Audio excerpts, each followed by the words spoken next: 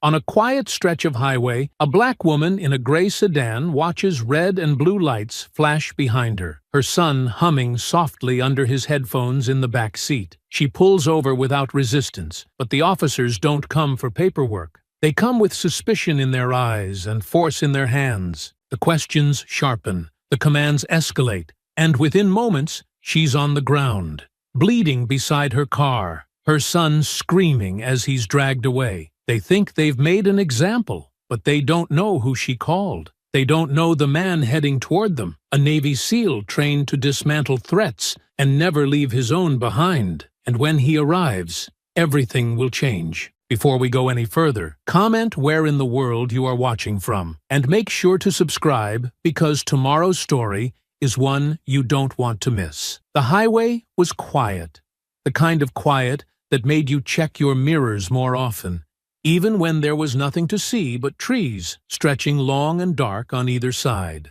Renee kept one hand on the wheel and the other resting loosely in her lap, her shoulders slightly tense, despite the calm music playing low through the speakers. The clock on the dash read 9:42. She had told her son's friend's mother she wouldn't stay long. Just a quick pickup and back on the road. And she hadn't. 10 minutes there.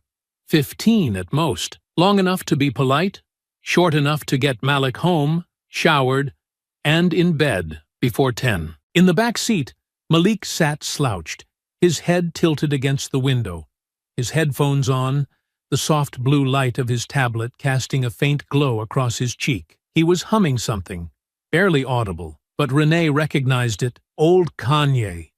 The kind of music Derek used to play around the house when Malik was younger. The kind with beats heavy enough to stick, but lyrics soft enough for a 10-year-old to memorize. That made her smile for a second, just long enough to exhale and feel the tension slip slightly from her spine. Then the headlights appeared behind her, climbing fast. She checked her rearview mirror. A cruiser, dark, wide, riding her bumper like it had nowhere else to be. No lights, no siren, just there, close, watching. Renee blinked, signaled, and moved to the right lane. It followed. She adjusted her speed, hovering just under the limit. The cruiser stayed locked behind her for nearly a full minute before the red and blues finally lit up. She let out a breath, blinked again, and eased the car over to the shoulder, the tires crunching against loose gravel until the vehicle came to a complete stop beneath a patch of hanging trees. She placed the car in park and tapped the hazard lights. Malik didn't notice. He was still humming, swiping through something on his screen. She didn't say anything to him yet. No need to worry him. Not yet. 2 doors opened. Footsteps, slow and deliberate, echoed through the still air as the cruiser's interior lights flared briefly behind them. Renee rolled her window down halfway and rested both hands visibly on the steering wheel, just like she'd practiced 100 times in her head. She glanced up through the mirror and caught a glimpse of the officers approaching. White, mid-30s, both tall, with that same rigid posture that never looked casual, no matter how slow they walked. The one on the driver's side stopped just short of the window. The other flanked the passenger side, staying back just enough to stay out of her direct line of sight. She didn't like that. "Evening, ma'am," the first one said, leaning in just enough for her to see the glint of his badge. His tone was stiff, not unkind, but hollow in that way that felt rehearsed. "Mind telling us where you're headed tonight?" Renee nodded slowly, keeping her tone light. "Just headed home. Picked up my son from his friend's house.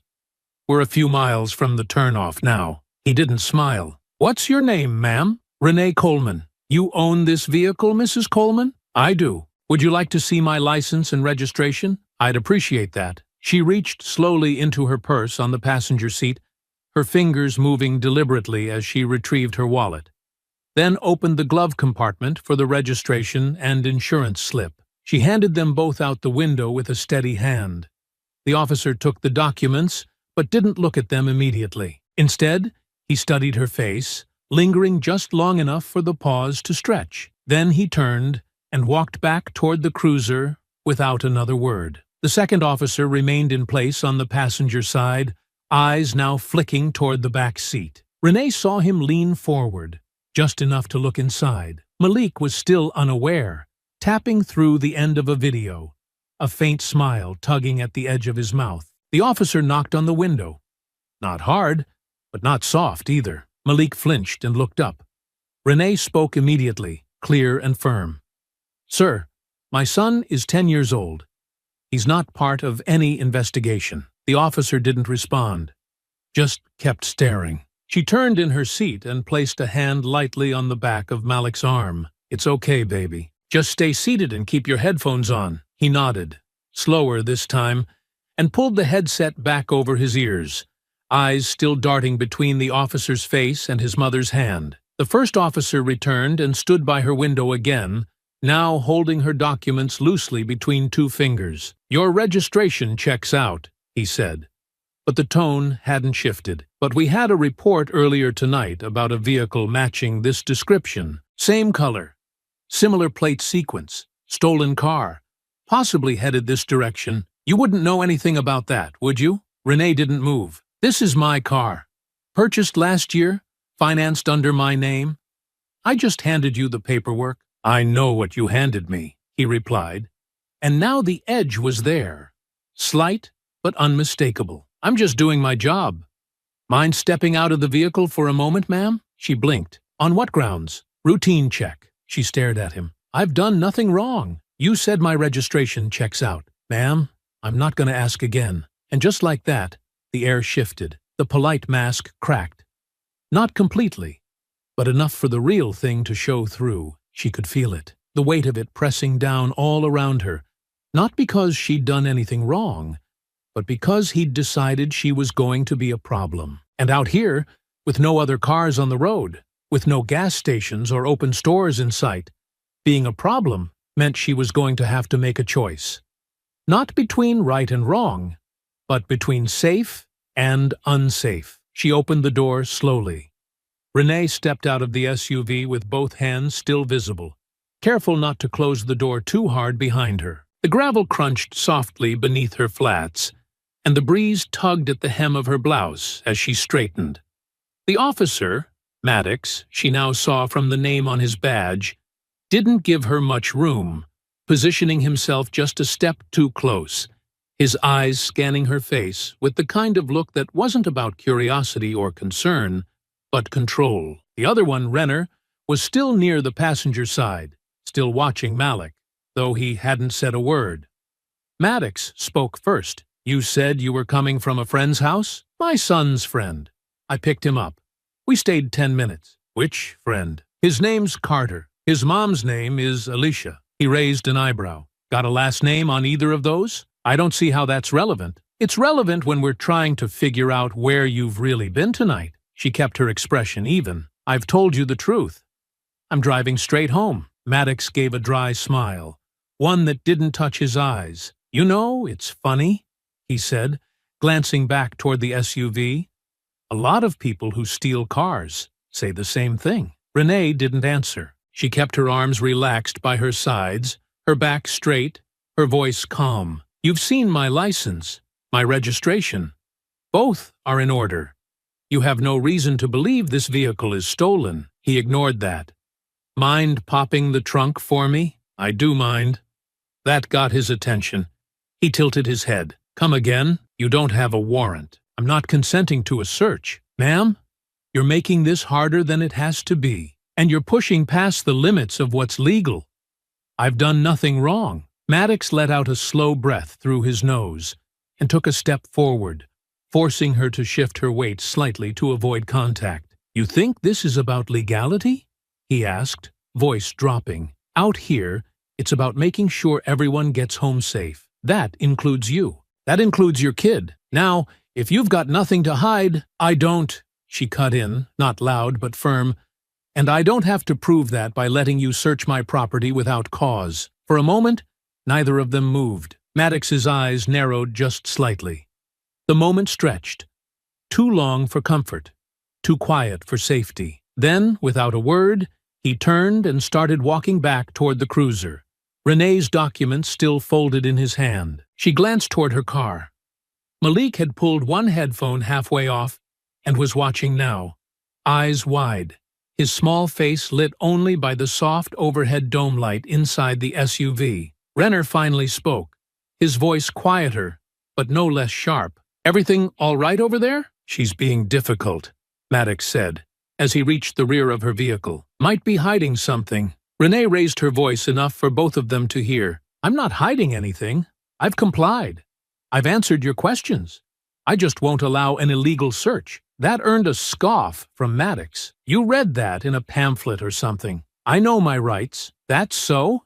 he said, circling now along the passenger side where Renner stood. "Because I think the courts tend to side with the badge, not with roadside lawyers." He reached the rear door and gave it a quick pull. It didn't open. Renee had locked it when she got out. "Unlock the door," Maddox said flatly. "No," she answered. "My son is 10. You don't need to speak to him.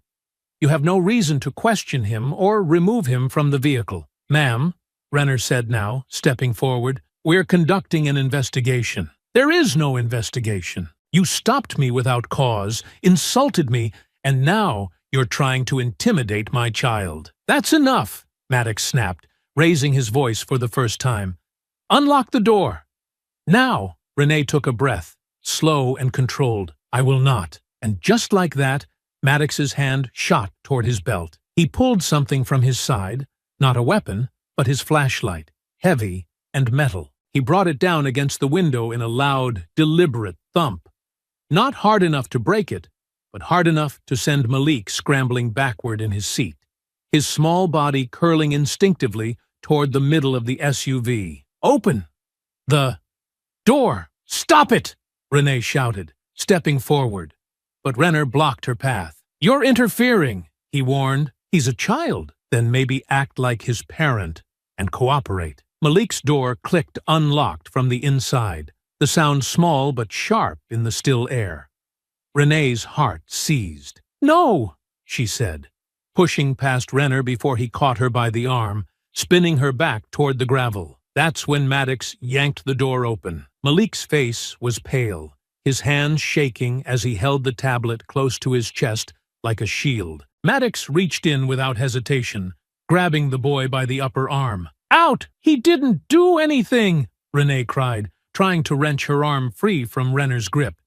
"He's a child!" "He's in a stolen vehicle," Maddox said coldly. "That makes him part of this." Renee stumbled forward, slipping in the loose gravel, but Renner shoved her back hard. She hit the ground with a cry, her knee scraping against the sharp edge of a rock. Malik was out now, dragged gently but firmly by the arm, his feet struggling to keep up, his breathing rapid and shallow. The moment she saw his chest start to hitch, she knew what was coming, the silent kind of panic. The kind that Malik had dealt with during storms, during fire drills, during nights when Derek had been deployed for too long, and the house had felt too empty. His lips were already parting, hands rising as though trying to pull air down into his lungs. But nothing was sticking, nothing was working. Renee struggled to get up, the panic in her own chest rising, but Renner's boot pressed against her shoulder, holding her down just enough to keep her out of reach. Maddox grabbed at his cuffs. The boy was barely breathing. Malik's chest was heaving now, his mouth open as if trying to catch something that kept slipping away. His knees buckled once and he staggered, dropping the tablet onto the pavement where it cracked against the road's edge, the screen blinking and going black. His arms flailed slightly, not in resistance but in confusion, as though he couldn't understand why the world had turned on him so fast. Renee screamed his name, but the boot on her shoulder pinned her to the gravel, grinding the sharp stones into her skin. Maddox wasn't looking at her. His attention was fixed on Malik, though not with concern, not even curiosity, but with the same grim set he might have worn dragging a drunk out of a bar. He pulled the boy's wrists behind his back, his large hands swallowing the child's frame with frightening ease. "Stop! Please!" Malik gasped out, the words coming out thin and cracked. "I didn't do anything. I didn't do anything." "Then hold still," Maddox barked, tightening the cuffs. "They're too tight," Malik whimpered, twisting instinctively, only to cry out when the metal bit into his wrists. Renee's voice broke as she tried again to rise. "Please, please, you're hurting him. He's not resisting. Just let me." Renner shoved her back down with more force this time. Not enough to knock her out, but enough to steal her breath. She coughed against the gravel, eyes wide with disbelief, the taste of dust and iron creeping across her tongue. Malik tried again to speak, but his voice caught halfway up his throat and collapsed into shallow gasps. His whole body trembled, legs giving way as he sank to the ground, his shoulders hitching in a rhythm Renee knew too well, the spiral that always came before the full shutdown. His eyes darted around wildly now, no longer focused on anyone, his mouth working soundlessly, lips pale and quivering. "I can't," he rasped, and his knees folded beneath him. He crouched down, but didn't let go. "You better stop faking it." "He's not faking," Renee choked out, pushing up again with trembling arms. "He has anxiety. He's panicking. He needs to breathe." But Maddox didn't release him. "I said stop." Malik's head lolled forward. His whole body sagged against the grip that held him upright. "I can't see," the boy whispered. I can't see anything." Renee froze. That wasn't panic. That was the edge of something worse. "Please," she begged, her voice raw now. "Please, he's going to pass out. He needs me. Just let me help him. I'm begging you. Just let me go." "You can help him by cooperating," Renner snapped, pulling her wrists behind her back. She felt the cold bite of metal close over her skin, the edge of the cuff scraping a line across her wrist as the second one clicked tight. She didn't fight, not because she agreed, but because Malik had gone limp. The stillness of his body, the way his head tilted forward, unmoving, it terrified her more than anything. "I want my mom," Malak whispered, barely audible. "I want to go home. I didn't do anything. Please, I just want to go home." Maddox shifted his grip, still holding him upright. "Maybe you shouldn't ride in stolen cars, then." "It's not stolen," Malik said, his voice breaking into a sob. "It's not. It's our car. My dad bought it. Please don't take me. Please don't take me." He sounded smaller than he ever had before, like the voice of a much younger child trapped in a place he didn't understand. Renee had heard him cry before, had comforted him after nightmares, soothed him through storms, but this was different. This was the sound of something cracking, something she wasn't sure could be put back together. "Why are you doing this?" Malik sobbed, gasping now. "I didn't even get out of the car. I was just listening to music. I was just listening to music. Why are you hurting me?" Maddox finally let go, dropping him back against the ground like something heavy that had stopped moving. Malik curled into himself, face pressed against the road, breathing ragged and erratic. Renner pulled Renee up now, forcing her to her feet, the gravel ripping at her scraped palms as she staggered upright. "You're going to stand right here and not move," he ordered, dragging her toward the front of the SUV. My phone," she stammered, trying to focus, trying to remember where it was. "I dropped it. It was near the rear tire. Please." "Not happening. I need to call my husband." "You should have thought about that before you refused to cooperate." Renee's eyes scanned the ground as they dragged her forward. In the dim light from the cruiser, she caught the faint glint of the phone's case, half buried under a dusting of gravel. It had fallen just outside the reach of the rear wheel. She let herself go limp for a moment, forcing Renner to jerk her upright with a curse. "Can't even stand on your own?" "I'm dizzy," she murmured, tilting her weight back. "Too fast. Then lean here," he muttered, pushing her against the front bumper. He didn't see her hand drift slightly as she steadied herself. She dropped to her knees again. Not violently, just slow enough to seem disoriented, and let her hand press to the ground. Her fingers inched toward the phone, moving almost imperceptibly through the dust. Behind her, Maddox was muttering something over the radio, asking dispatch to confirm whether the plates matched the report he'd referenced earlier. But there was no urgency in his voice. He knew there wouldn't be a match. This wasn't about facts. It never had been. Her fingers closed around the corner of the phone. She pulled it close, shielding it beneath the hem of her blouse, fumbling until she found the power button. The screen lit up. No password needed. The emergency dial pad was already open. She dialed one number. Just one. It rang once, twice. And then a familiar voice came through, low and steady. "Renee?" Her voice trembled. "Derek! They've got him! He can't breathe! Please, please come now!" She didn't even hear the footsteps until the shadow fell across her shoulder. The voice that followed came too fast, too loud. "What the hell do you think you're doing?" Renner's boot crashed against the ground inches from her knee as he reached down and yanked the phone from her hand. It slipped from her grasp and clattered across the pavement. The call still connected for a heartbeat before the screen went black under his thumb. "I told you no phone," he barked, his voice sharp and clipped now. No pretense of professionalism left in it. "You think this is a game?" Renee opened her mouth, but nothing came out. Her jaw trembled as she raised one hand halfway. A small gesture, not to fight, not to argue, just to show him she wasn't trying to resist. But Renner didn't care. His hand grabbed her by the collar, jerking her upright with enough force to make her stumble. Gravel rolled under her shoes as she tried to steady herself, her shoulder slamming hard into the side of the SUV. From behind the vehicle, Malik let out another sob, louder now, hoarse and broken.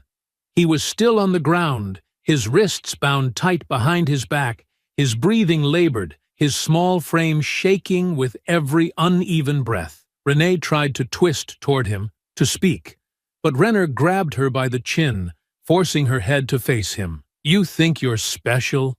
he said, his breath hot and bitter as it hit her face. "You think your attitude means we're just gonna let you walk away?" She didn't answer.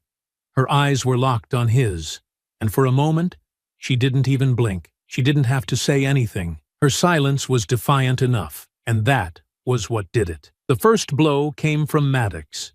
She never saw it coming. His fist cracked across the left side of her face, just beneath the cheekbone. The sound, dull and sickening like wet cloth, dropped on concrete. The impact sent her backward, her head whipping to the side, her legs giving way instantly beneath her. She collapsed beside the front tire, her body half-twisted, one hand catching herself just before her head hit the pavement. The other reached up instinctively to her face. Warmth bloomed beneath her palm. Sticky, wet, blood. She didn't scream, not right away. The pain was sharp, but it came second to the shock, to the hollow ringing that replaced every sound. She could feel it, though. The slow, pulsing throb building behind her eye, the sting where the skin had split open under her eye socket, where his ring had carved a line down her cheekbone. Malik screamed for her. "Mom!" She turned, or tried to, but her balance was gone. Her hand slipped on the gravel, and she fell again. This time harder. The pavement scraped her knuckles, the sting barely registering through the haze in her head. "Stay down," Maddox growled, standing over her now. "What the hell is wrong with you?" she gasped, trying to lift herself up again, her vision blurring. "She reached for something," Renner said quickly, not even bothering to look at her as he echoed the lie. "We told her to stop." "I didn't reach for anything," she tried. But her voice cracked halfway through the sentence, the words swallowed by the taste of copper rising in her throat. Malik's cries hadn't stopped. His voice was fraying now, unraveling into jagged pieces. "Please stop. Please don't hurt her. Please. I'm sorry. I'm sorry for whatever we did. Just stop hurting her." Renee forced herself upright, not all the way. Just enough to lift her face out of the dirt, to see her son. He was curled up near the back bumper now, his face twisted in anguish, his knees pulled to his chest, his arms still locked behind him. He couldn't wipe his tears. They streamed down freely, unchecked, cutting tiny rivers through the dust on his skin. Maddox crouched in front of her again. "Here's what's gonna happen. You're going to shut your mouth and stay where I tell you. And your boy's gonna keep quiet before he gets both of you into something you can't walk out of." "You assaulted me," she whispered, her voice shaking with rage and disbelief. You hit me while I was cuffed. That's battery. You know that. You know exactly what this is. No body cam on, he said simply, and shrugged. No one to hear it but you and me. Renner chuckled under his breath, dragging a hand over his chin as if it were all just an inconvenience. I called my husband, she said slowly, forcing the words out past her throbbing jaw. He's coming. Then he can watch you get arrested too. He's not going to let you touch his son. Maddox stood. Then I guess he'll get what's coming too. She didn't speak after that. There was no point. She let her head fall back, just enough to rest against the bumper of her car. Her vision swam. Her cheek throbbed in time with her pulse. Blood trickled past her jawline, down her neck, soaking into the collar of her blouse. Malik had gone quiet now, not because he was calm, but because he was breaking. She could see it. He had retreated into that small, distant place children go when the world is too cruel to understand. And just then, past the sound of Maddox's voice and the buzz of the cruiser's idle engine, she heard it. Far off at first. A low hum. Tires on pavement, growing louder. Not from behind, from ahead. A black SUV, moving fast. No hesitation, no turn signal. Just a blur of headlights slicing down the road like a warning. The hum rose quickly into a roar, gravel and dust spinning in its wake as the SUV surged forward with no signs of slowing. Headlights swept across the scene, locking onto the cruiser and the officers standing just beyond it. Maddox stepped back instinctively, his hand falling toward his belt, but his fingers hovered there just a second too long, uncertain whether to draw or posture. Renner turned, squinting into the brightness, muttering something under his breath, but neither of them moved with the confidence they'd had moments ago. The vehicle didn't stop gradually. It braked hard, the front end dipping as tires groaned against the shoulder. The doors opened before the engine finished cooling, and Derek stepped out into the open air like a shadow pulled from the dark. He wore no uniform, no badge, no armor, just a black t-shirt, jeans, boots, and a look that didn't belong to a man asking questions. His hands were empty, but his posture carried the quiet certainty of someone who had ended fights longer, messier, and louder than this. The muscles in his jaw didn't move. His eyes scanned the scene once, landing on Renee, on the blood on her face, on Malik, curled in the dirt with his hands behind his back, and then on the officers standing there like they still had the right to speak. "Step away from my wife and son," Derek said, his voice calm, too calm, the kind of calm that made both Maddox and Renner straighten just slightly, as if their instincts were whispering things their minds hadn't caught up to yet. Maddox blinked. "Sir, this doesn't concern you." "It does now. She's under investigation. And that child's being detained." Derek was already moving. Not running, just walking. Measured steps on loose gravel, each footfall deliberate, each one a warning. Renner moved to intercept first, unsure of what exactly he was trying to stop. His hand went out, not with force, just with the assumption that he could put it on Derek's chest, and that would be enough.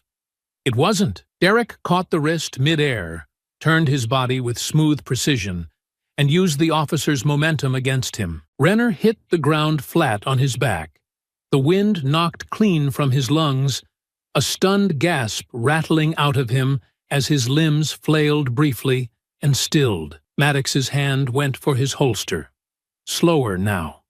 Too slow. Derek closed the distance between them in 3 strides, knocking the officer's arm upward just as the grip cleared the leather. The gun clattered against the pavement and slid under the cruiser. A fist caught Maddox in the ribs before he could curse. Another slammed into his shoulder, spinning him off balance, and then the third came, low and sharp, directly into his thigh, sending him staggering sideways. Derek didn't hesitate.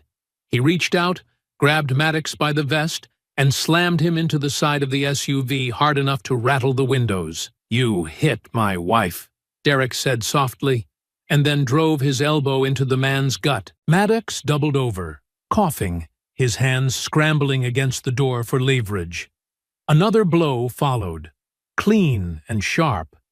A palm strike to the chin that sent the officer reeling backward, his legs folding beneath him. Renee watched all of it from where she knelt, blood still streaking her face. Her breath held so tightly in her lungs she didn't realize she was shaking until the dust began to settle. Maddox was down. Renner wasn't moving. The road was quiet again. Derek walked past them both and dropped to his knees beside his son. Malik flinched at first, the sound of footsteps still too close to fear.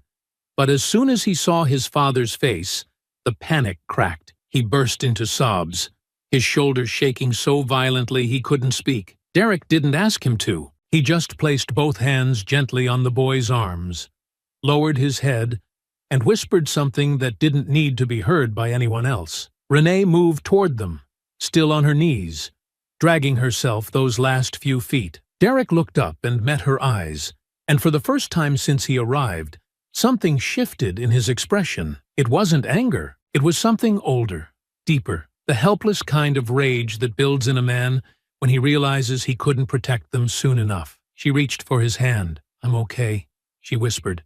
"He cuffed me, but I'm okay." "Your face," Derek murmured.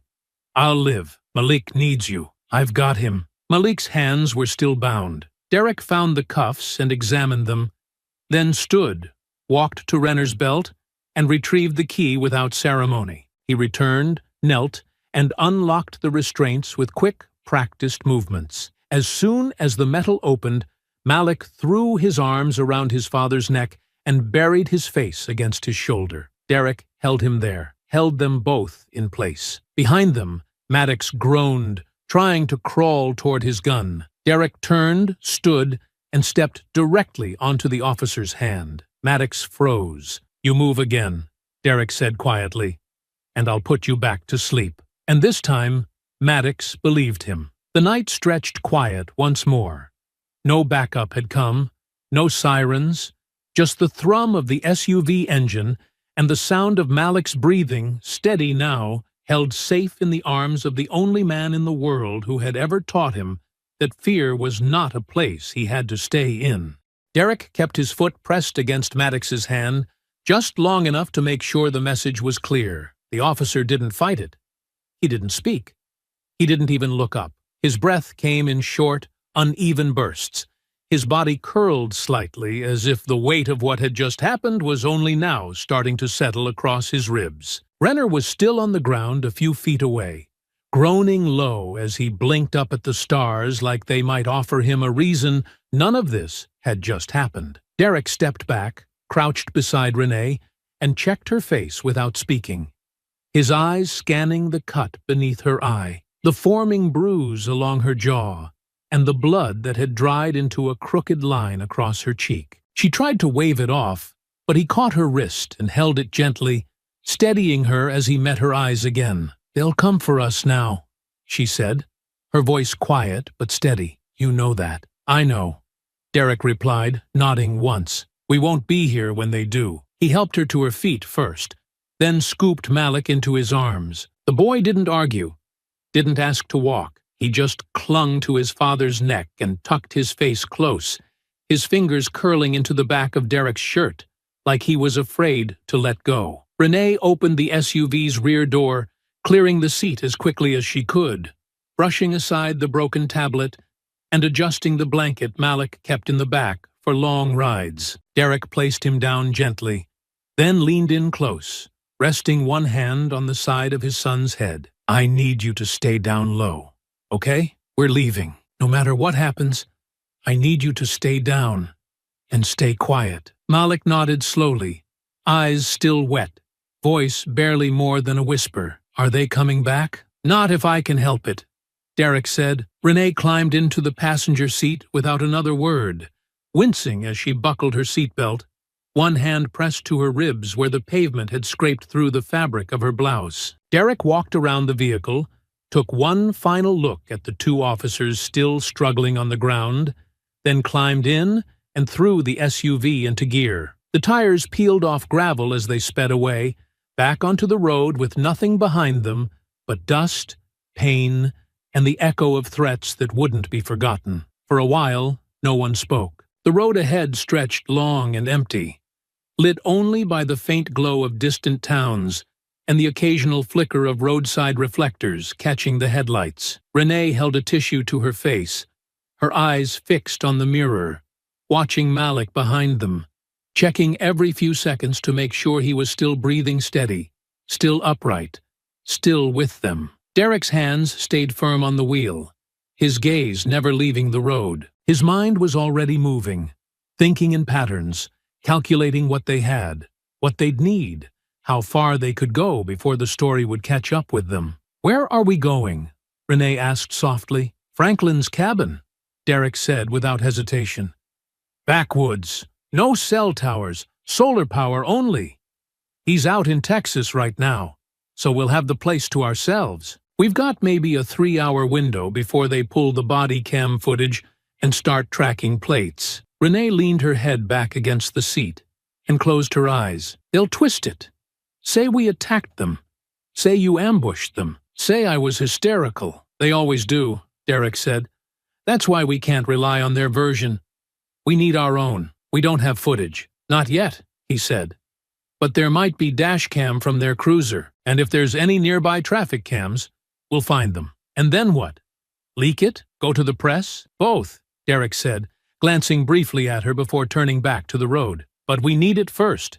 Something they can't bury." Renee was quiet for a long time, the steady hum of the engine the only sound between them. Malik had dozed off in the back seat, but even in sleep, his hands twitched, small fists tightening every so often like his body hadn't yet let go of the fear. "You saved us," she said finally. Derek shook his head. "Too late." "No.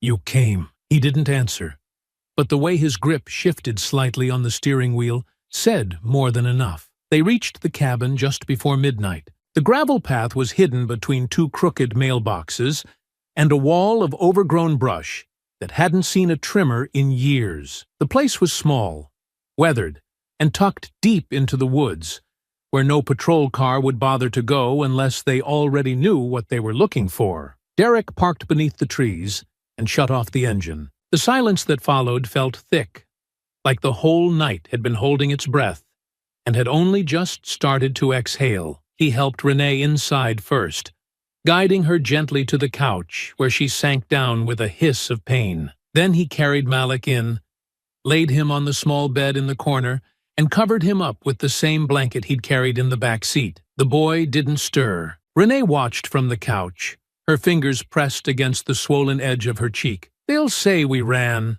We did. They'll use that. I know." She looked up at him. "So, what do we do now?" Derek crossed the room, crouched beside the couch, and rested his forearm on the cushion. "We show the world what they did, on our terms, with our words, and when they come knocking, we'll be ready." Morning came without a sunrise. The cabin was still cloaked in blue-gray shadows, the kind of filtered light that barely cut through the trees. Inside, the quiet was deep. No engines, no sirens, no voices, just the sound of the wind brushing the side of the house and the low, constant rhythm of Malik's breathing as he slept. Derek had been up for hours. He stood near the far window, one hand resting against the worn frame, the other holding a pad of paper covered in notes and street names. His mind hadn't stopped since they'd arrived. Sleep had tried once, crept in somewhere between midnight and 2, but he'd pushed it back, kept himself moving with water and movement and the methodical rhythm of planning. He'd already made a list of surveillance camera locations, cross-checked the likely route that Cruiser had taken before and after the stop, and dug through an old lockbox of tech gear he'd left behind last fall, just in case. Behind him, Renee stirred on the couch. She didn't sit up right away, just shifted slowly, pressing a hand to her side where the bruises had started to bloom. Her face was swollen beneath the eye, the dried blood forming a tight line across her skin. She didn't complain. She didn't ask for anything. When she sat upright, it was with the kind of quiet pain she didn't want anyone to see. Derek turned from the window. "You need anything?" "I need to get that footage," she said, her voice rough from sleep but clear. "That's all I need." He nodded. "I think I know where to start. That cruiser they used, It would have been issued from the district lot on McAllister. They keep dashcam hard drives locked in the central server, but every car backs up to an external drive manually when it returns to the lot. It's old tech, still clunky, still flawed. But that's the weakness. Renee ran a hand down her face. You think it was recording? It usually auto-records any time the lights are on. Maddox was too focused on flexing power to think about turning it off. If it was running, that camera caught everything.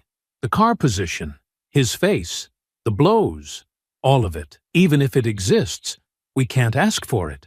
You know that. I'm not asking, he said quietly. I'm taking. She looked up at him, startled. You're not going into the lot. No cameras in the overflow yard. The building has blind spots, and I know exactly where the old server crates are stored. If the backup wasn't overwritten, I can get it. Derek, it's the only way, he said simply. We can't out-talk them. We need proof. The raw kind. Unedited. Undeniable. She didn't argue, but she didn't look away either. All right, she said, after a long moment, but I'm going with you. No, you're not. I'm not staying behind while you walk into a police facility alone. You've got Malik to watch, and you'll be safer with someone watching your back. He started to protest, but she was already moving toward the kitchen, her body stiff, her breath shallow as she worked through the soreness. She didn't need to say it again. He knew her well enough to understand. She wasn't letting him go alone. By late afternoon, Malik was up and eating quietly at the kitchen table, a bowl of oatmeal half-finished in front of him, his fingers still trembling slightly when they held the spoon. He hadn't said much that morning, just a few small answers, eyes always flicking toward the windows, toward the corners of the room, like he expected someone to barge in at any moment. Renee knelt beside him and brushed his hair back. We're going to get the video, baby. The one from the police car. The one that shows what they did to us. Once people see it, they'll know the truth. Will it show them hitting you? He asked, voice so small she almost didn't hear it. Yes, she said softly. It will. Will they believe it? She hesitated. They will have to. Derek set the backpack on the counter with a quiet thud, its contents already arranged. Gloves, a burner phone, a small laptop, 2 sets of clothes, and an encrypted drive. No weapons. This wasn't that kind of mission. He didn't need force. He needed precision. They drove out before sunset, taking back roads, avoiding the interstate, circling twice before parking near an abandoned lot 2 blocks from the department yard. Renee stayed low as they cut through an alley behind a row of empty businesses. The yard was mostly dark, save for a few high lamps casting long shadows across the chain-link fence. The back gate was secured with a rusted lock, but Derek handled it quietly, working the bolt until it slid free without so much as a sound. Inside, it was exactly as he remembered. Rows of parked units, half of them old cruisers waiting to be decommissioned. The far garage housed the server storage. He moved quickly, scanning the sides of the building, counting steps, watching the angles. Renee followed close, keeping pace, keeping lookout. Her body ached, but adrenaline dulled the edge. They reached the storage room, and Derek forced the door just enough to squeeze through. Inside, the air was musty and stale. Cables and drives stacked across aging shelves like forgotten relics. He worked fast, pulling records, tracing VIN numbers, locating the matching cruiser from last night's call log. The dash cam drive sat inside a secure dock. Old model, easily detached. He slid it free, wrapped it in cloth, and slipped it into the pack. They left the way they came, quiet, controlled, invisible. By the time they reached the cabin again, the moon was high, and Malik was asleep beneath a blanket with one of Renee's scarves tucked beside him. Derek placed the drive on the table between them and looked her in the eye. If it's on here, he said, they won't be able to lie their way out. Renee nodded. Let's find out. The drive clicked into the port with a soft snap.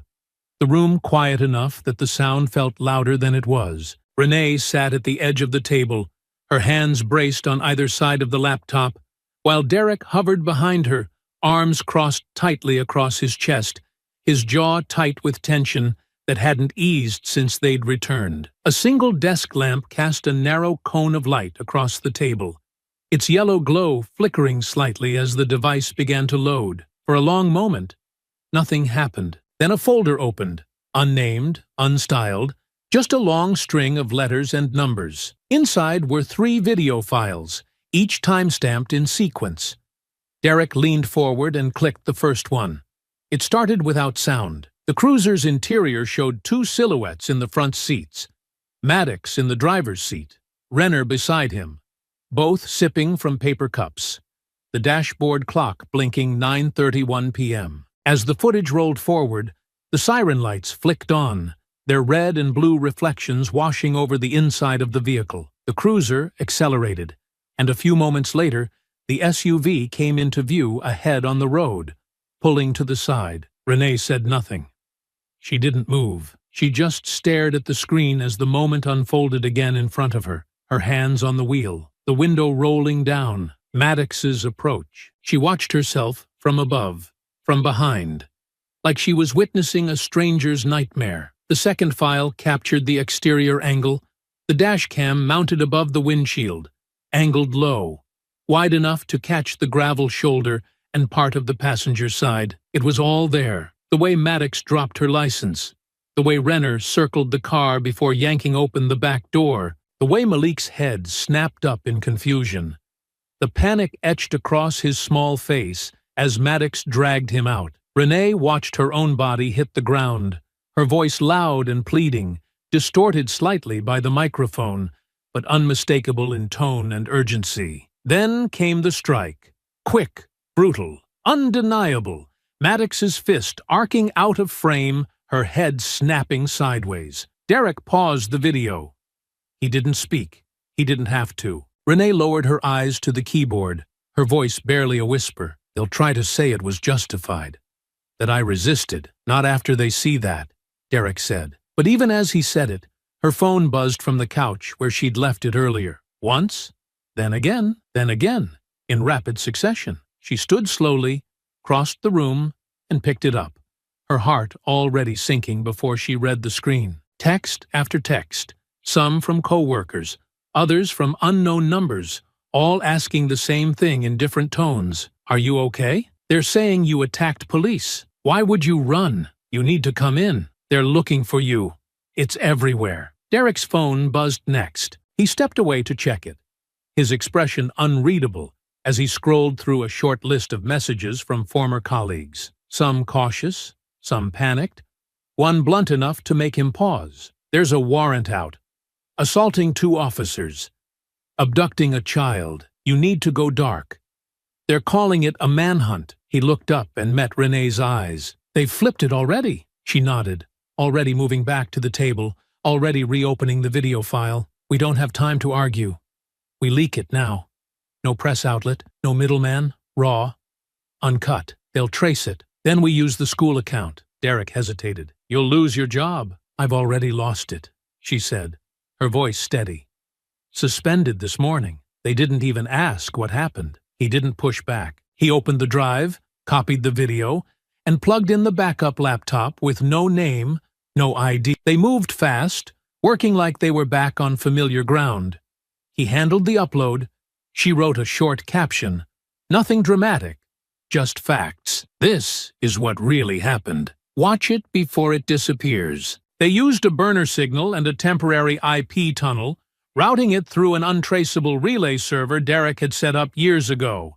One of those precautions he never thought he'd need outside a mission. The file began uploading, inching its way through the progress bar like it understood the weight of what it carried. Renee stood, pacing near the window, her arms wrapped around herself, the side of her face still swollen, the blood long dried but never fully cleaned. Malik slept in the corner of the room, curled beneath a blanket, unaware that the world outside had turned against them even more in the hours since he closed his eyes. When the upload finished, Derek hit send. It went live within seconds. He pushed the laptop aside and stared at the wall, his voice low. Now we wait. But the waiting didn't feel passive. It felt like holding your breath after shouting in a canyon. waiting for the echo to come back, and not knowing what it would sound like. The first comments came fast, then the shares. But the tone, at first, wasn't what they hoped. Some of them believed the headline, "Former SEAL assaults officers in roadside ambush." Others repeated the words from cable news. "Family flees police after resisting lawful traffic stop." Renee refreshed the video page and watched the views climb. Tens, then hundreds, then thousands. But the comments still ran hot with disbelief, with accusations, with people saying she faked the injuries, that Malik was being used for sympathy, that the video was cut, that the footage was doctored. Derek stood behind her, watching it unfold. "They're not ready to believe yet." "Then we keep pushing," she said. "Because they will." And she meant it. Even as the phones buzzed with more warnings, even as the headlines continued to paint them as fugitives, even as the fear pressed tighter around their shoulders like a noose, she meant it. Because the truth was out, now, and sooner or later, someone would have to look it in the face. The wind had changed sometime during the night. Renee noticed it first. The way it came in sharper through the trees, tugging against the shutters like something impatient trying to get in. Derek had noticed it too, though he didn't say anything at first. He just stayed near the back window, eyes narrowed, one hand pressed against the old frame, while the other rested near the edge of the curtain, watching the dirt road out front, like it might try to give something away. The video had passed 1 million views by dawn, and with it came pressure, not just from strangers online, but from real places, real threats. 3 burner phones Derek had activated were now buzzing on staggered intervals, each picking up bits of chatter from private forums, dispatch leaks, and back-channel messages from people who knew enough to say something without putting it in writing. There were search patterns being drawn, patrols being reassigned, vehicles marked non-police being sent out under the radar to canvass backroads and rural corners that didn't show up on standard GPS grids. At 8:27 a.m., Derek caught movement. He said nothing, just turned slightly, one finger raised toward Renee, where she stood folding one of Malik's sweatshirts near the couch. She froze, then turned her head carefully toward the window. A white pickup, civilian model, had pulled off the main road and was creeping slowly down the tree-lined path that led toward the cabin. No markings, no sirens, but something about the way it moved made her blood go cold. Derek closed the curtain. "We have to go. Now." Renee moved fast, her voice low as she crossed to the bed where Malik was still half asleep beneath the blanket. "Baby, we have to leave. Right now. No questions. Just put your shoes on and listen to everything Dad says." Malik blinked, confused, but the urgency in her voice cut through the fog. He pulled on his sneakers with shaking hands, while Derek zipped the laptop shut and slid the backup drive into a canvas pouch beneath his shirt. The main power was already off. They hadn't used it since they arrived, but the solar rig in the back would need to be disconnected manually to avoid any signals pinging from stray devices. Renee grabbed the go-bag from behind the couch and threw 2 water bottles inside, then turned toward the back of the cabin. But Derek didn't head for the car. He pointed toward the rear crawl space instead, a low, half-covered root cellar tucked beneath the cabin's foundation, hidden behind a panel of old siding and thick with damp leaves and pine needles. It had been built for food storage during storms. Now it would have to serve a different purpose. He lifted the panel and ushered them both down carefully, helping Renee first, then lowering Malik gently into the narrow space below. It was cold, close, and smelled of wet stone and dirt, but it was silent and dark. Derek followed them in and replaced the panel, pulling it tight from the inside. Above them, footsteps passed near the side of the cabin. 3 sets, boots.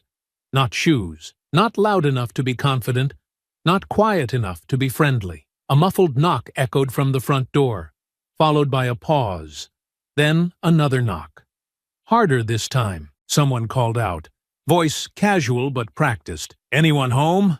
"Just here checking in on the property." Another voice answered him, closer now to the rear wall. "No tire marks."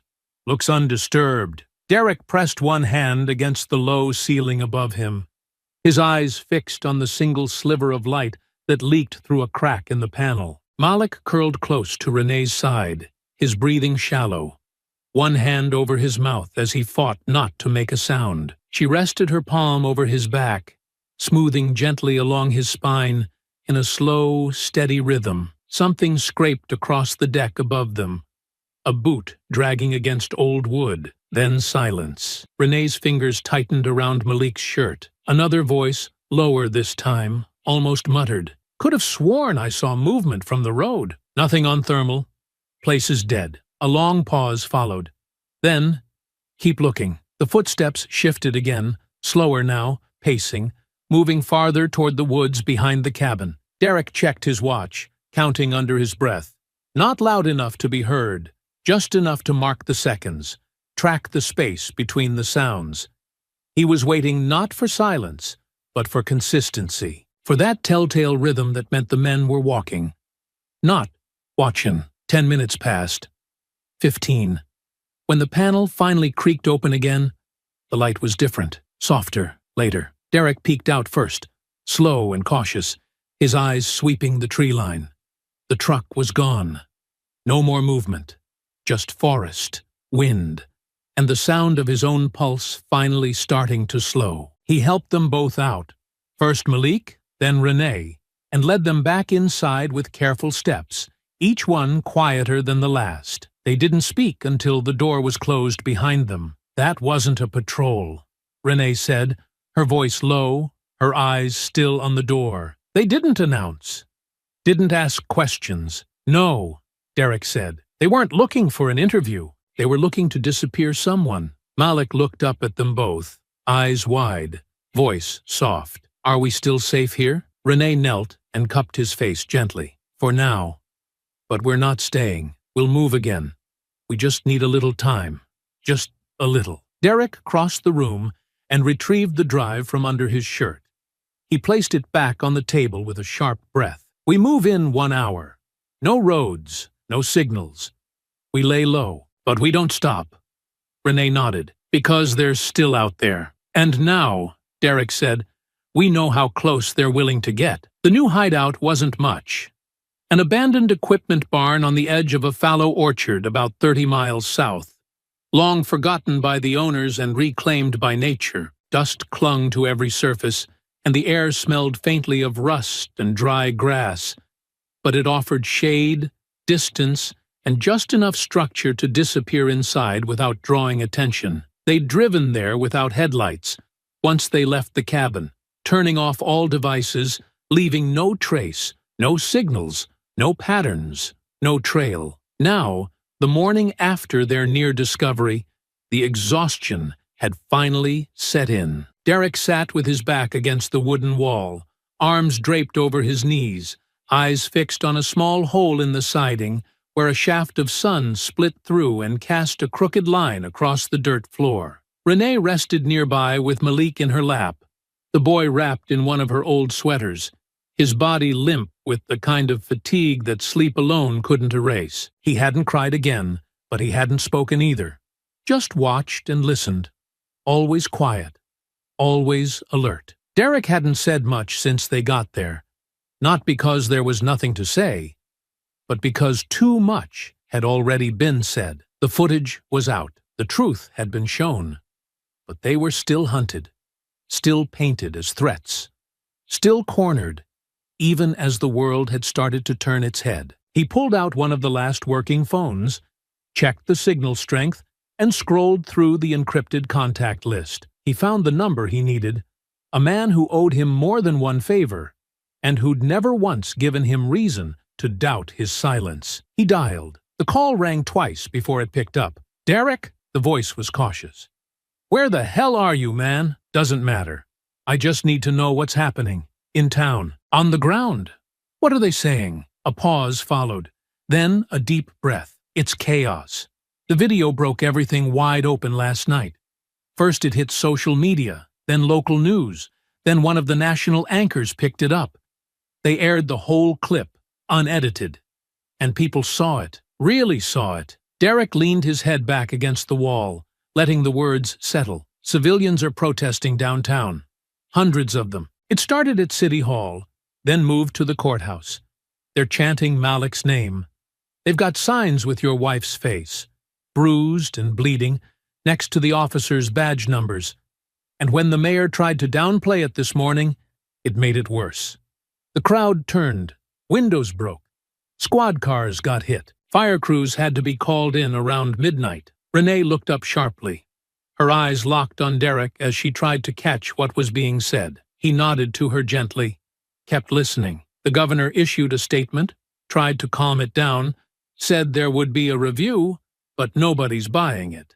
They want arrests. Now. And what about us? Another pause. You're still fugitives. The warrant's active. They haven't pulled it yet. But people are starting to push back on that too. Some lawyers are going public, saying it's retaliation, that it won't hold up in court. Derek exhaled slowly. Thanks, Travis. You didn't have to answer. You kidding me?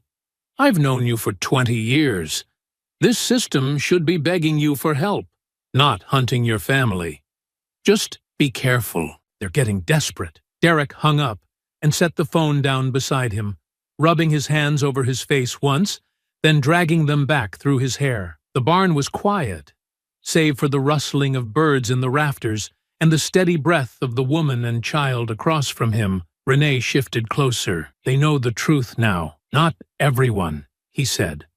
But enough. Then we can't keep hiding. They'll spin this again if we vanish. They'll say the silence means guilt. Derek looked at her for a long moment. So what do we do? Walk into a precinct? Put our lives in the hands of people who let this happen? No, we go above them. She sat upright now, her voice steady, not rushed. We go to the people who don't want a riot in every city. We talk to the DA's office, the Oversight Commission, someone who's not sitting behind the same badge as Maddox. We offer them something. What? Peace. Derek raised an eyebrow and she continued. We tell them we'll calm the protests, get our supporters to hold the line. No violence, no destruction.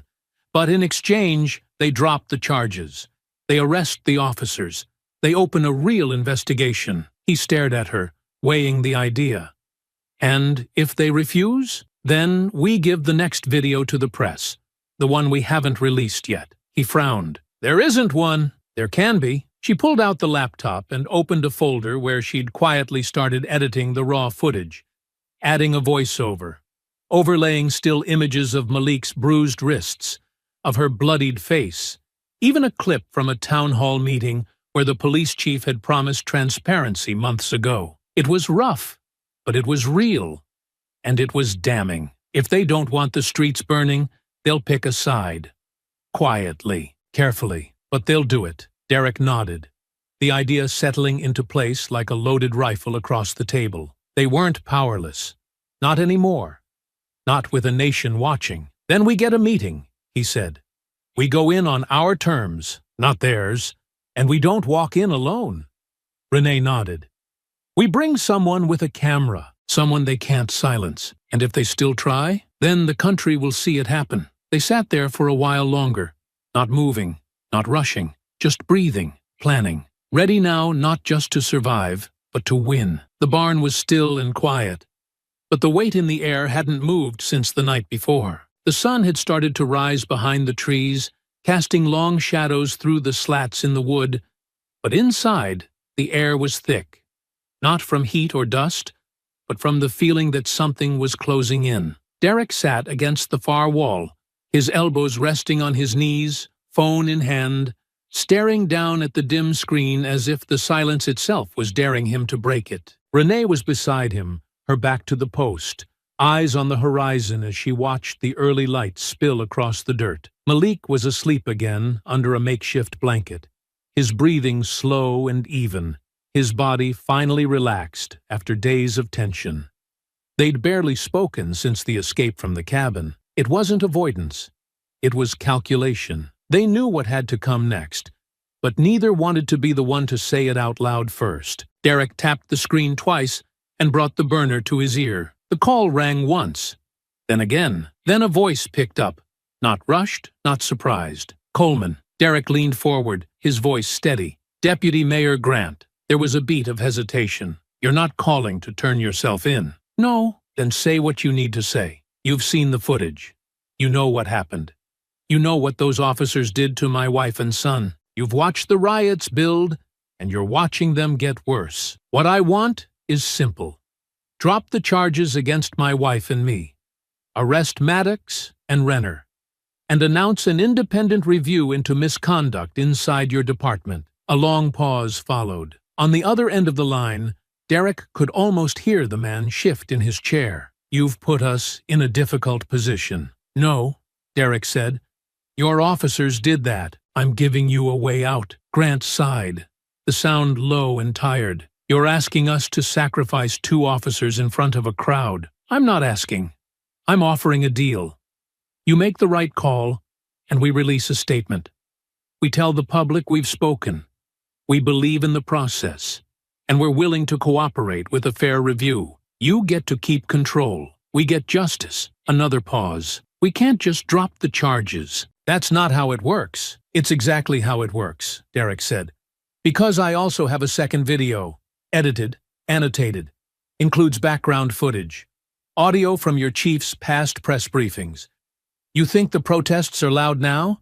You charge us, and we release that. Everything burns. I don't respond to threats. This isn't a threat. It's a truth you're going to have to pick a side on. From beside him, Renee watched carefully, her eyes fixed on the way Derek's shoulders held tension in his muscles, but not in his voice. She didn't say a word, just waited. The silence on the line stretched. Then Grant spoke again. What are your terms exactly? Public dropping of charges.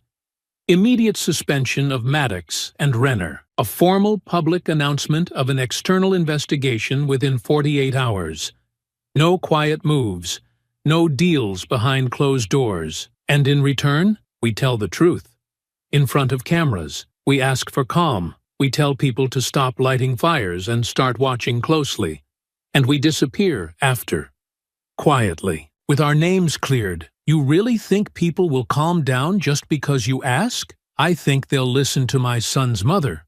More than they'll listen to your press secretary. Grant let out a slow breath, then said quietly, give me until midnight. Derek didn't say, thank you. Just ended the call. The barn was quiet again. Renee stood, dusting off her jeans with one hand, the other rubbing lightly at her still swollen cheek. You think he'll take it? He doesn't have a choice. She moved toward Malik, crouched to adjust the blanket around him, her voice soft but sure. If he stalls, we don't wait. Derek slid the phone back into the canvas bag and pulled out the second flash drive. The one with the edited video she'd compiled, with overlays, context, and voiceover. It was ready.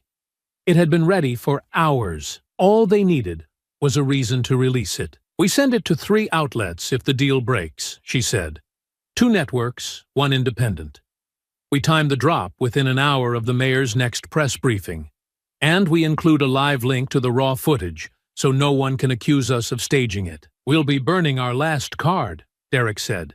And if they try to come for us after, at least the whole country will know exactly who they're dragging into court. He nodded slowly. Then, we give them till midnight. That night, they waited again. Not in fear, but in readiness. Because this time, the silence wasn't theirs to break. The wind had picked up again by late evening, brushing softly against the sides of the old barn, like it was carrying a warning. Inside, the world hadn't moved much. Renee sat with her back to the far wall, one arm cradling Malik, while the other clutched the blanket tighter around both of them, as if holding him was the only thing keeping her steady. Derek sat across from them near the door, phone resting in his palm, screen dark, signal low, the seconds stretching longer than the silence could carry. When the burner finally buzzed, the sound cut through the air like it didn't belong. He answered quickly. Grant? The deputy mayor's voice came through, slow, deliberate. We've reviewed everything. The district attorney has agreed in principle to drop the charges and suspend the officers pending investigation. Derek leaned forward, eyes narrowing slightly. So, that's it? Almost. There's a condition. Derek didn't respond right away. Renee was already watching him, her body stiffening at the change in tone. "What condition?" Derek asked. Grant didn't hedge. "You meet, in person. No press, no cameras. Just you, your wife, the district attorney, the city's legal advisor, and myself. We sit down. You assure us that you won't escalate, that you'll ask your supporters to hold back once the announcement is made. And in return, we make it official, publicly. No tricks." Derek's silence held. "I'm not walking into a trap," he said at last. "You have my word that won't happen." "That doesn't mean anything to me." "It should mean something when the deal's real," Grant replied. "Look, we're putting the system on the line for this. Arresting 2 of our own, admitting fault. The mayor's already in deep with the unions. You want a full reversal? You show up. You sit down. You look us in the eye. Otherwise, it all folds." Derek closed his eyes for a second, then opened them slowly. "Where?" "The library. South entrance. Private reading room. Closed for renovations. No cameras. 1 door, 1 exit. Your terms. You bring someone if you want. Just not press. If you're serious about justice, not a spectacle, you'll show up." Derek didn't answer. He ended the call and sat still for a long moment, letting the weight of the decision sit with him before saying anything. Renee spoke first. "They changed the deal. They want us in the room." She looked down at Malik, then back at him. "That's too much risk." "I know. You believe they'll follow through?" "No." "Then why are we even considering it?" "Because if we don't go," Derek said slowly, "they kill the deal. They say we refused. They paint us like we're holding the city hostage." She lowered her voice. "And if we do go, they could bury it. Lock us up on something else. Say it was all a misunderstanding. Say we came to threaten them in person. They spin it again. They won't do it with eyes on them," he said. "Not this time. Not with how hot it's gotten." Renee looked away for a second, her breath catching. "You're sure?" "No," Derek admitted. "But we didn't come this far to blink." He crossed the room and knelt beside her, placing a hand on Malik's back. The boy stirred but didn't wake. "I need you to stay here with Travis's wife," Derek said gently. Renee looked at him like he'd lost his mind. "I'm not letting you walk in there alone." "You're not. We go together, but we bring a witness. Someone they can't shut down. Not a camera. A person. Someone whose silence they can't buy." She was quiet, then nodded slowly. "I'll make a call." 2 hours later, just past 1 in the morning, they pulled into a parking garage 3 blocks from the downtown library. The streets quiet. The curfew keeping all but patrols and late workers indoors. The lights inside the garage buzzed faintly overhead, casting long shadows across the walls. Renee stepped out first, scanning the lot, then helped Derek adjust the inner lining of his coat, where the second burner was hidden. Voice memo rolling, set to back up every 60 seconds. Their contact waited beside the side stairwell, a retired judge, one of the few people they trusted to sit in that room and not flinch. A man who owed Derek more than one favor from years ago, and who had seen enough to understand exactly what this meeting meant. At 1:32 a.m. they entered the building through the south wing. The hall smelled faintly of old paper and varnish, but the doors were unlocked.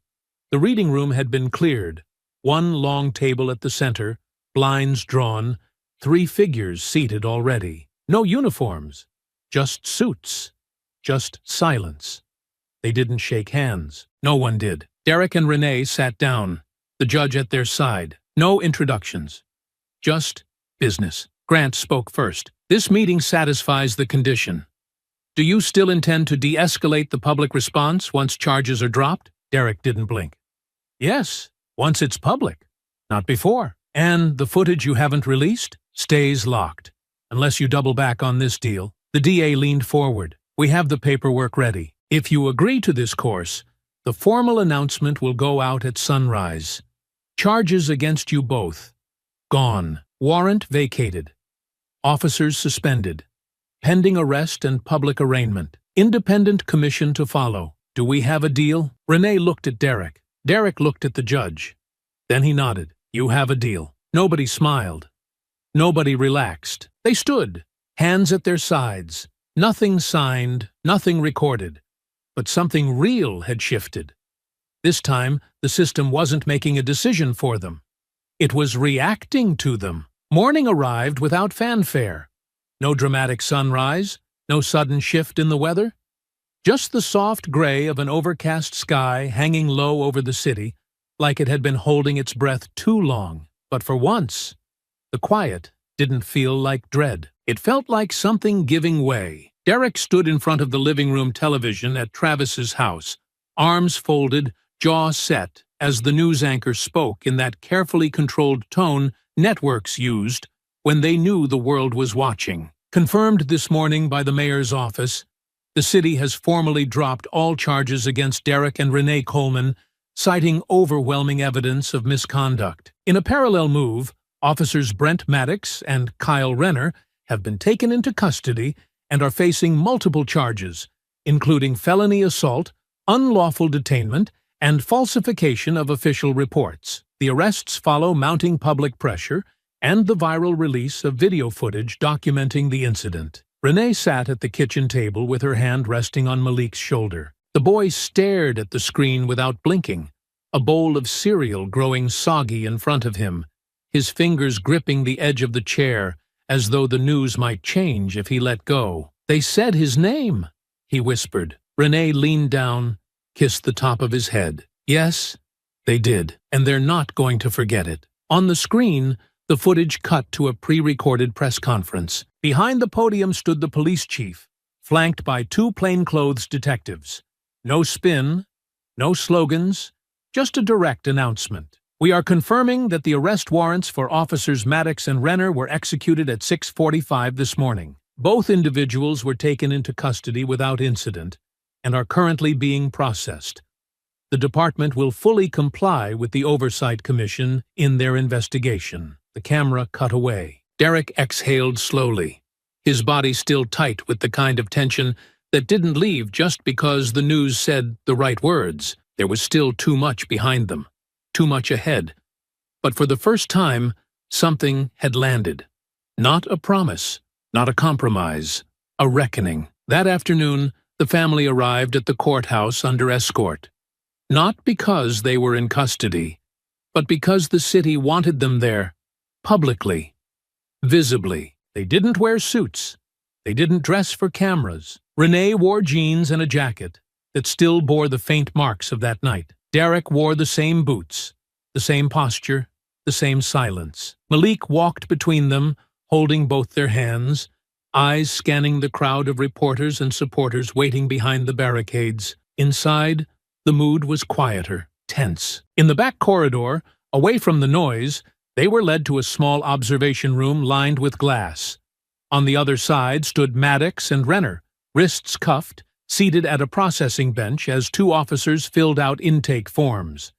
Neither of them looked back at the mirror. Neither of them spoke. Renee stood still for a long moment before she broke the silence. "Do they even remember what they did to him?" Derek glanced at her, then through the glass. "They remember. They just didn't expect to answer for it." "I want to say something." Before he could stop her, she opened the door and stepped into the room. Both officers looked up at once, recognition spreading across their faces like a stain. Maddox stood instinctively, one step forward before the guard raised a hand and told him to stay put. Renner didn't move.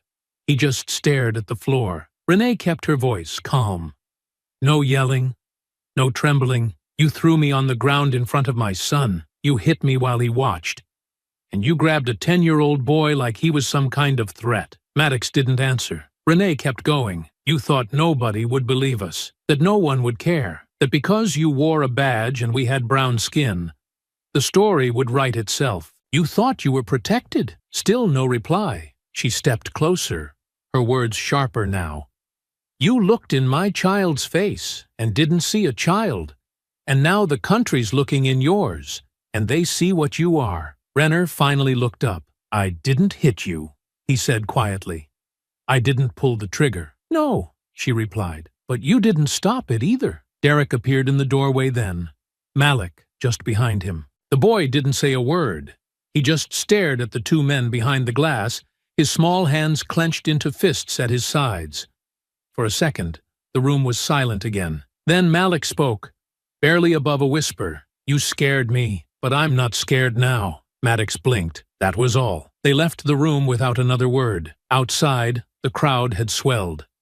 Signs held high, hands clapping, chants rising not in rage, but in relief. The city hadn't healed, but something inside it had turned. The story had changed. The lie had cracked.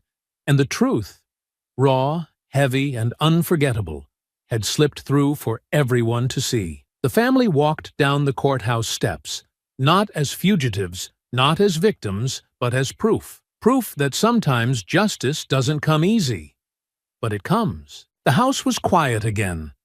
Not the kind of quiet that came from fear or hiding, but the kind that settled slowly when something heavy had been lifted. They were back at home, not under the cover of night or behind boarded windows, but home in the way that meant something now. Renee stood in the kitchen with a warm mug in her hands, staring out the window as the morning sun bled softly through the trees behind the fence. The same trees she'd looked through 100 times before, though never quite like this. Malik sat at the dining table with a pencil in one hand and a comic book beside his schoolwork. He wasn't talking much, but he was writing again, sketching on the corner of his math sheet. Nothing big, just little drawings of capes and shadows and heroes with wide stances and big hands, all of them standing between a smaller figure and something dangerous behind them. He didn't flinch when the doorbell rang anymore. He didn't ask whether the lights should stay off or if the phone should be unplugged. He just looked up at Derek, who stepped in from the hallway and said quietly, "It's just the neighbor dropping off groceries." And then he went back to drawing. That was the difference. Renee joined Derek on the back porch an hour later, the two of them sitting beneath the awning with the breeze brushing gently past them. The flowers in the side garden had survived their absence, pushing up through the soil like they hadn't noticed the city had burned for a week. There was something about that resilience that Renee couldn't stop thinking about. "They're talking about setting up a panel," Derek said after a long pause. "Some statewide review process, new protocol, civilian complaints. They called it the Coleman Initiative." Renee raised her eyebrows slightly. "That sounds like something they name after a school." He gave a faint smile.